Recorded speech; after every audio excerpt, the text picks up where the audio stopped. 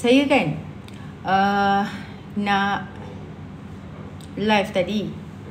Saya nak start live tadi pukul 10 lebih lah kan. Lepas tu bila saya nak start live,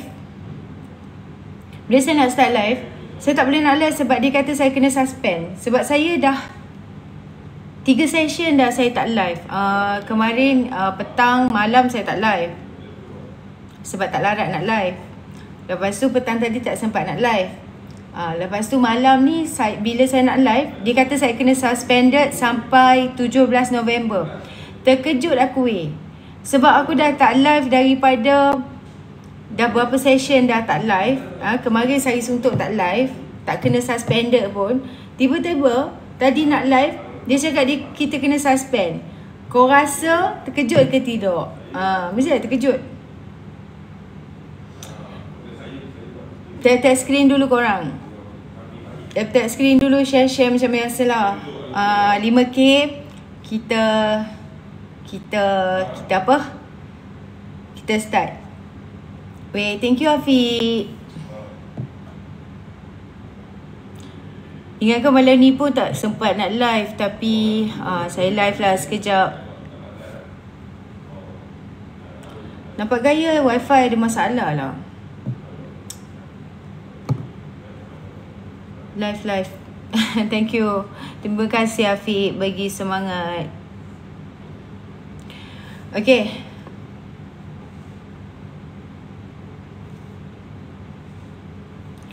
Korang tap screen macam biasa.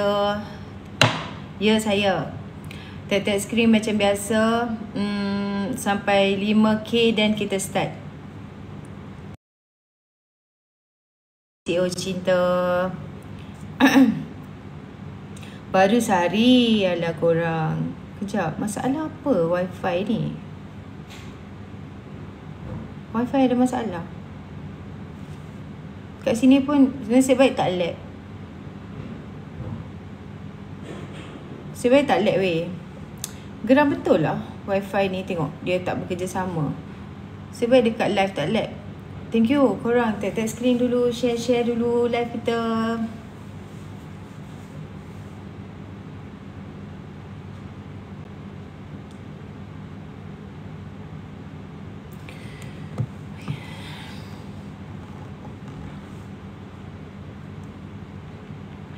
Masuk share live pula. Yang nak join silakan request.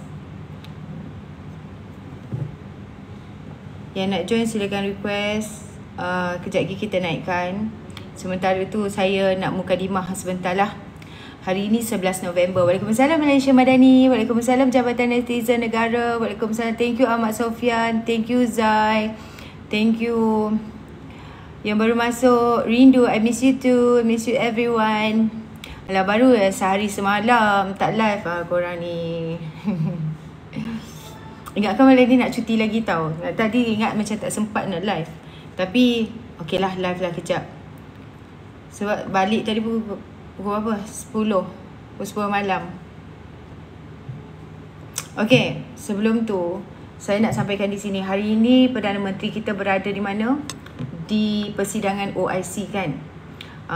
PMX telah hadir untuk sidang kemuncak tergempar pertubuhan kerjasama OIC, kerjasama Islam, bagi membincangkan kemelut kemanusiaan yang merundung warga Palestin lah, terutamanya di Semenanjung Gaza dan Tebing Barat. Dan ketibakan PMX disambut oleh Timbalan Gubernur Riyadh, Putera Muhammad bin Abdul Rahman bin Abdul Aziz. Betul lah, Putera Muhammad bin Abdul Rahman bin Abdul Aziz. Okay, dan sidang kemuncak tergempar OIC ini berlangsung di King Abdul Aziz Convention Center pada jam 2.30 petang waktu Arab Saudi. Saya tak pastilah kalau waktu kita di sini pukul berapa. Thank you Afiq. Wah, Afiq semangat hari ni. Dia takut Cik Yani malas nak live lagi. Dah macam berita. Tak adalah, kita menyampaikan yang hari ni 11 November kan. Belum masuk lagi 12. 11 lah, still 11 sebelum pukul 12 malam ni. sidang tergembar OIC diadakan di Riyadh, Arab Saudi untuk membincangkan keputusan dan pendirian OIC tentang Palestin itu sendiri. Dan mesyuarat ni dihadiri oleh 55 pemimpin kanan negara Islam termasuk PMX, iaitu Datuk Seri Anwar Ibrahim, dan dipengerusikan Putera Mahkota Arab Saudi Putera Muhammad bin Salman. Dan perang dah sebulan lebih, dan angka kematian dah cecah 10,000 lebih. Dan saya harap kita, negara-negara Islam ni, mencapai kata sepakatlah dalam menghadapi 2:30 petang Malaysia 5 jam. Okey, kita dah tak sanggup dah kan nak tengok korban nyawa yang berlaku di Palestin tu sendiri, di Gaza. Okey, baik. Nanti kita bincang balik berkenaan dengan Palestin ni. Saya nak sentuh sikit lah, sebab semalam saya dah 2 hari kan masih lagi rancak tau orang berbicara berkenaan dengan Dr. Mastura ni. Sebab macam ramai yang tak boleh nak terima berkenaan dengan beliau ni adalah lulusan PhD kan. Dan bila Mastura kan, YB Mastura ni fitnah Lim Guang Eng, saya tak heran sebab fitnah itu makanan MP PAS. Buka mulut je fitnah. Sebab mereka ni kalau tak fitnah, saya tak tahulah apa lagi kepakaran yang mereka boleh warisi dari pemimpin lebay-lebay ni kan. Tapi hebatnya Mastura ni, dia fitnah 6-7 individu sekaligus. Kan, kalau macam kita dapat lihat lebay-lebay lain, kalau kena sama fitnah tu satu persatu, maknanya dia fitnah satu orang je, satu individu je. Tapi kali ni hebatnya lebay Nita ni 7 sekaligus, kali jalan. Maknanya Lim Guang Eng, Lim Kit Siang, Lim Kuan Yew, Chin Peng, siapa lagi? Teresa Kok, Ngakoming, ada beberapa individu, lebih kurang begitulah. Sepupu katanya, macam Thanos. Okey, jadi lebih 15 kes PAS dah kalah sama fitnah sejak Tuan Guru Nik Aziz Allahyarham telah meninggalkan kita. Dan 15 kes PAS kalah sama fitnah. Dan saya lebih minat untuk perhatikan bagaimana Walau ni diasuh terima perkara fitnah macam ini. Berbondong-bondong mereka puji Siti Mastura dengan pujian terbaik YB Mastura. Padahal ya Allah, sama seperti Dusuki, cetus fitnah tabung haji. Meleleh air liur Walau terima betapa benarnya sama seperti Dusuki, cetus fitnah tabung haji. Meleleh air liur Walau terima betapa benarnya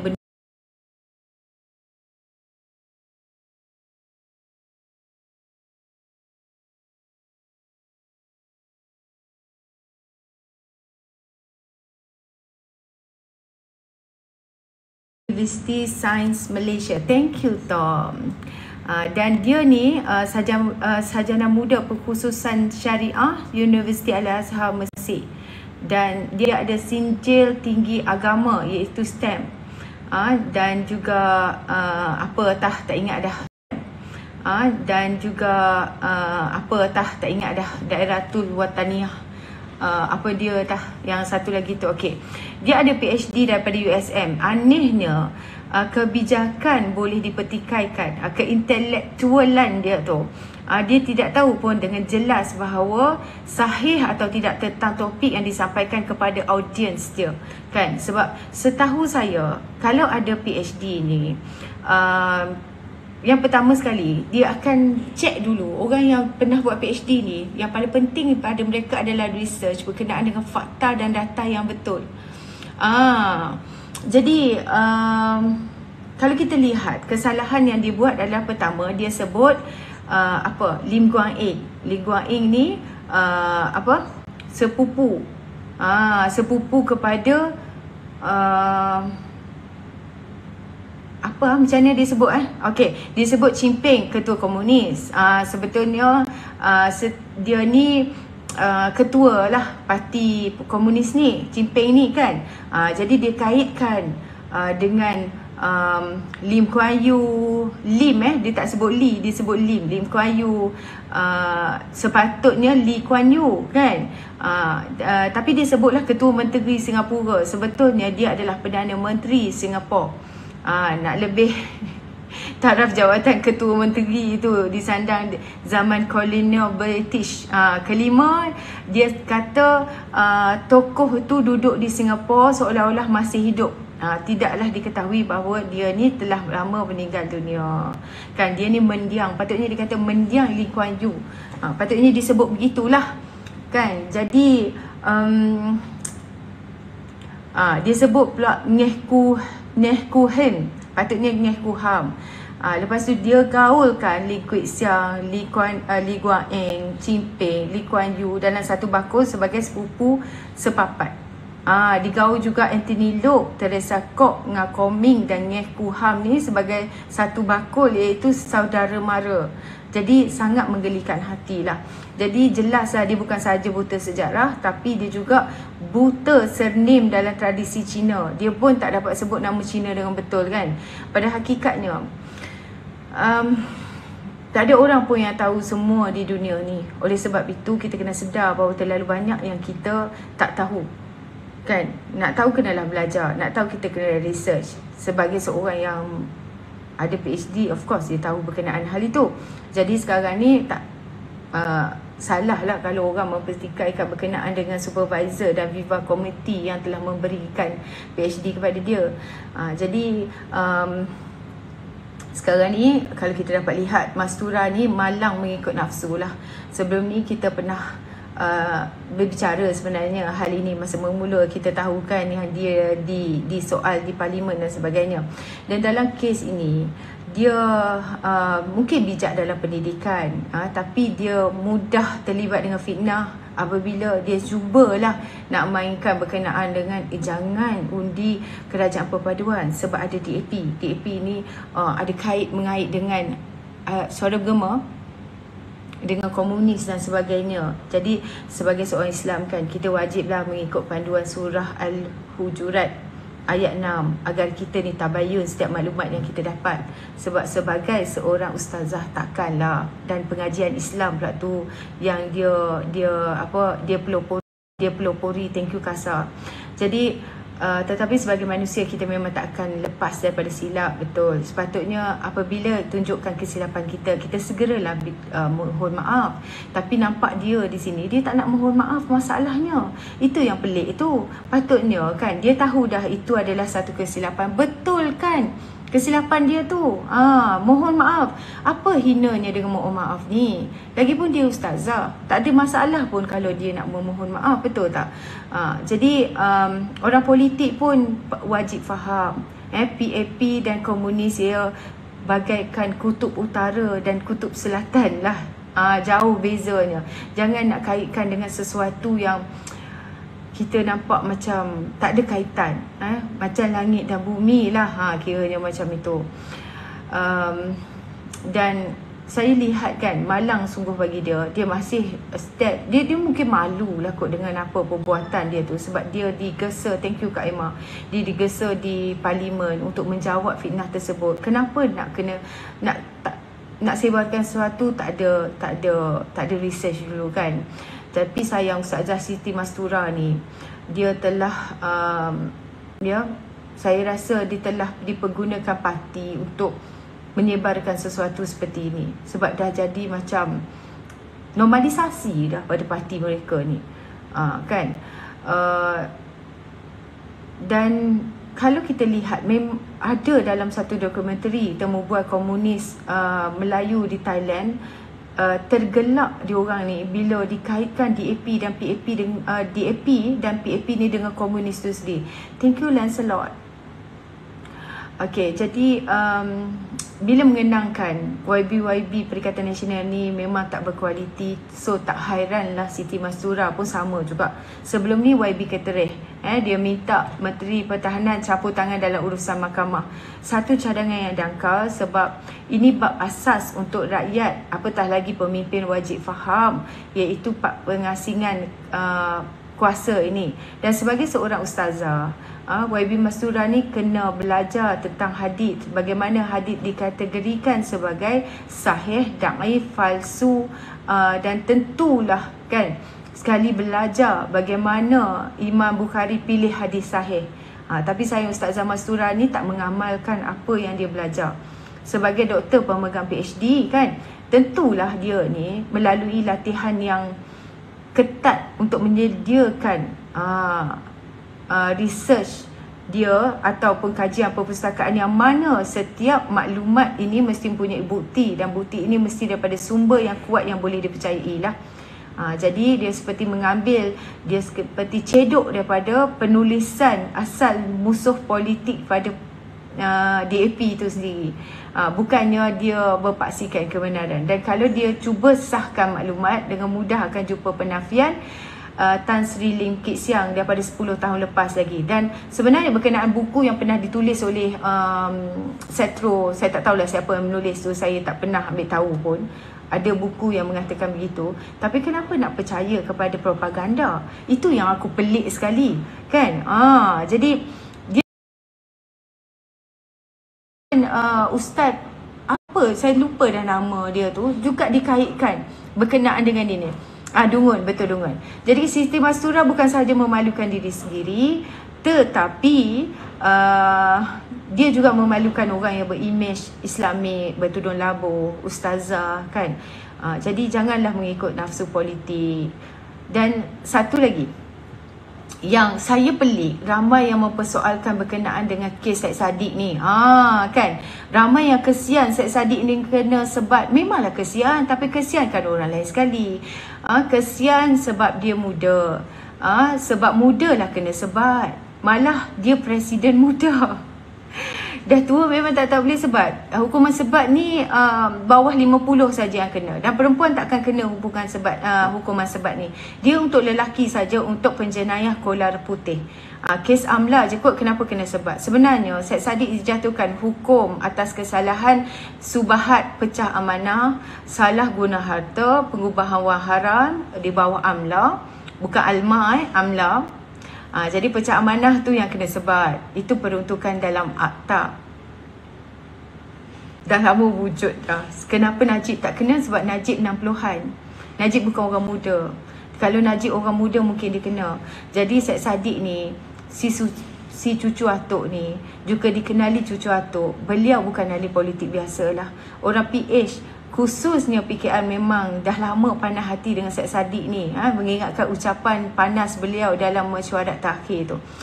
Sebab itu Esko Negeri Pulau Pinang Fahmi Zaino dengan selamba minta hukuman sebat ke atas Syed Saddiq diteruskan. Dan ini dibantah sendiri oleh YB DAP Yo Bin Yin. Dalam bab ini saya setuju dengan Yo Bin Yin ni, sebab kenyataan itu elok dibuat oleh Saidro lah, bukan level Exco. Dan kasihannya kepada Syed Saddiq ni, kesalahan dia boleh dikatakan berbanding dengan ahli politik lain yang banyak dah makan hasil yang sakau menyakau ni kan. Dikira macam baru nak belajar lah kan. Baru nak belajar rembat orang kata. Tapi dah terkena, nak buat macam mana? Dia sendiri yang serah badan dia dekat polis, menyebabkan dia disoal siasat. Kan, BBNU, betul. Jadi walaupun Syed Saddiq menunjukkan dirinya sebagai berintegriti, tapi sebenarnya dia ni tahu dia salah dan dia sedang bermain politik. Sebab itu Syed Saddiq ni dia tarik sokongan daripada Kerajaan Perpaduan. Sebab kalau dia didapati bersalah, imej Kerajaan Perpaduan akan naik, kerana MP mereka sendiri pun dijatuhkan hukum. Korang bayangkan kalau dia ni masih dalam Kerajaan Perpaduan, kau tengok tu geng dia dalam Kerajaan Perpaduan sendiri pun kena. Macam mana kau nak kata Datuk Seri Anwar Ibrahim campur tangan dalam kes mahkamah? Kan, sebab sebelum ini pembangkang mengatakan ada campur tangan dalam kes mahkamah berkaitan dengan DNAA Zahid tu. Jadi kalaulah Syed Saddiq ni masih lagi dalam Kerajaan Perpaduan dan dia dihukum kerana bersalah, dijatuhkan hukum, dia akan memberikan imej yang baik dan kredit kepada Kerajaan Perpaduan tu sendiri. Jadi dia tak mau beri kredit positif kepada Kerajaan Perpaduan ni, disebabkan sebenarnya dia tahu dia salah, maka dia keluar daripada kerajaan perpaduan. Dia boleh melemparkan persepsi negatif kepada perpaduan khususnya. Kan? Sekarang dah tersebar dah. Nampak tak apa yang tersebar sekarang? Dah tersebar naratif 47 kes PM lepas. 4 kes sangkut. Kan? 9 sebab tu.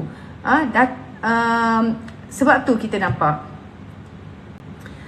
ahli politik, dia ni bukan ahli politik biasa-biasa, kan. Dan kita nampak dia ni dah lama dah macam jadi Trojan horse kepada Atok lah. Sebab hari tu pun pergi Jepun kan, jumpa dekat Jepun dan sebagainya.